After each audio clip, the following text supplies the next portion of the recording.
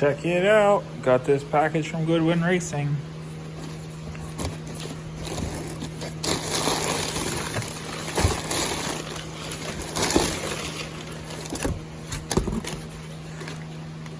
This is a pillar gauge for an NA or NB Miata 3-pod, and if it's in the factory location, perfect. So I'm gonna go ahead and put this on. So Nick's over here interrupting me detailing my car, but this fits in this factory piece right here. I'm 99% sure that the factory piece comes off. What a dick. 99% sure the factory piece comes off, so let me take that latch off and I'll see which way it goes. Okay, so got the stock one out and got that one in. There's two clips, one there and one there. If you just pry gently across here, the stock one will come out. These two bolts are T25 Torx. Just pull this trim piece down and all you have to do is pull back one clip. You can stick this one up in here. I had the trim just pulled all the way out to get the stock one out, and then you can just stick it back up in. You kind of got to work it in between there, but it all fits really nicely.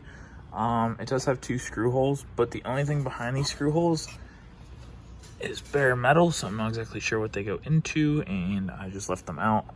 And then tuck this little corner piece down here underneath the dash, and it fits perfectly. Now I am going to rewire my air fuel gauge because that is currently how I have it sitting. It's just in the glove box.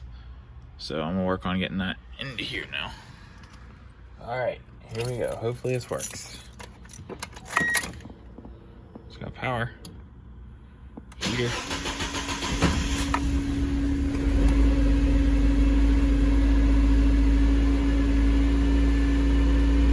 Worst part about innovative gauge, it takes forever to heat up.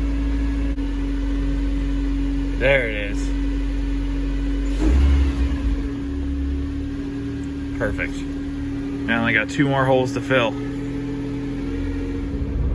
So we're on our way to Sheets, and I kind of wish I had to put this thing back in my glove box now, because at like part throttle, I'm at like getting into boost, I'm at like 14, 15 air fuel. So I gotta get my laptop out.